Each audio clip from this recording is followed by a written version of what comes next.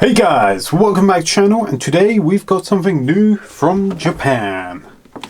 We've got a Kyosho egg Subaru Sambar.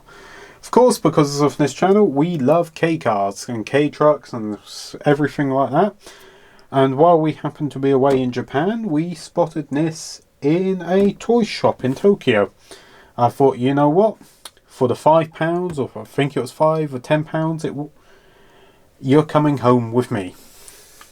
Doing a little bit of research for this video, I was trying to find out the release date of this, and the only date I actually managed to come up or even find online is it was released in 2020. According to the article, it was being released soon, but the article was a few months before the release of the WPL D12, which, if you don't know, that exploded in popularity over 2020, 2021, so on, so on. So I bet this release was kind of buried by the WPL launch. So, enough with that. Let's get it out the box and let's see what we actually get, because on the side of the box it shows us a body kit from the factory, which is kind of kind of made me curious. And to be honest, apart from looking at the pictures, I actually don't really know what it says on it. So let's get it opened.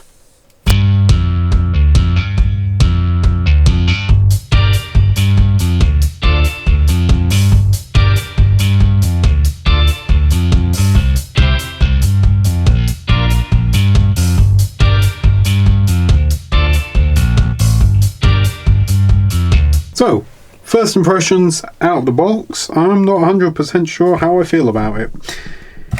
First thing I did was pick up the remote, and there is.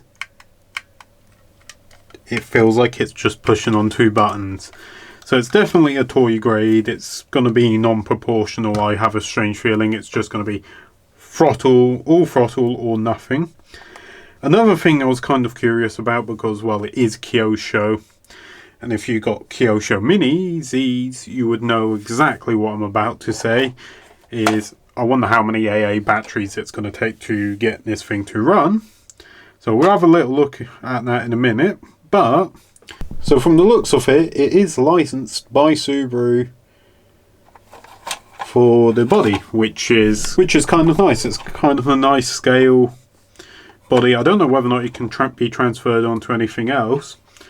Another thing it says on the package is it's 1/16 scale, which should put it in line with the same size as the CXD D12, which I've got mine off the shelf here, and for size comparison, it is almost on par, like width-wise, length-wise. Apologise about how dirty this is. It hasn't actually been ran in a while, and it's just been sat on the shelf. But it makes me think, if all else fails with whatever Kyosho electronics are underneath, is whether or not I could chassis swap them, because they're about the same wheelbase. I think maybe the D12 is a little bit narrower. Not 100% sure, but that'll be a future video if I do decide to go through with it. But anyways, let's continue with what else we got in the box. So we've got the truck itself, we've got the non-proportional controller, and we've got a body kit, it appears like. Let's see what that looks like, if I can open it. Might as well just tip it onto the table. So, from the looks of it, these wheels just push fit on. Yeah, I'm not really a fan of that, and I feel like if I push it on any further, it's going to get stuck on it. The stock steel wheels are a hell of a lot better looking. Another thing is the body kit side panel, which appears just pushes into where the footstep is, and a cutout on the rear. and then clips. Yeah, just clips underneath, which, to be honest, that kind of reminds me of like the Hello Special kits they've just recently released. And then you've got one for on the rear, which looks like I think that should have gone on first before the side. Clips in around the license plate, gives you a nice set of fake exhausts. The other side, and then a front lip, which I'm assuming just clips on. I have a strange feeling that's going to come off quite easily. And then another thing I've noticed, straight out of the box, it comes with a bed cover on it, which is kind of cool. I think it's got the same amount of bed drop as the D12. To be honest, it's almost the same bed space, which makes me wonder. No, it's... tell a lie, it actually kind of fits. It's just a little bit too wide for it, but it fits onto the D12 Mini, which is kind of funny. Anyways, enough chit-chatting. I think I should put some batteries in it and see how it runs. Also, I kind of forgot what else was included in this bag. I'm pretty sure it's just instruction manuals and some cardboard boxes from the looks of it. Yep, I was right. Some cardboard boxes and a manual. No sticker sheet, but hey-oh. Anyways, enough chit chat. Let's get some batteries in it and let's get it running. Let's go.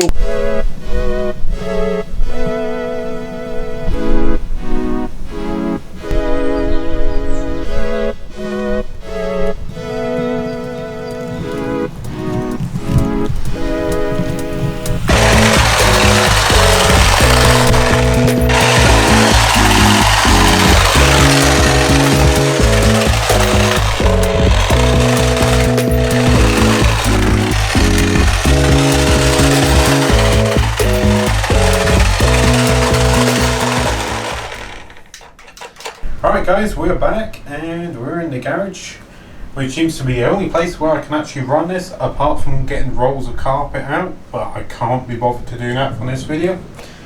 It seems to have absolutely no suspension on it, and like I said earlier in the video, it is definitely non-proportional.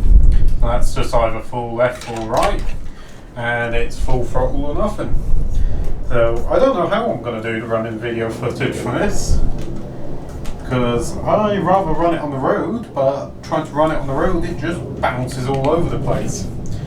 So let's try and get some glam shots of it, and let's go.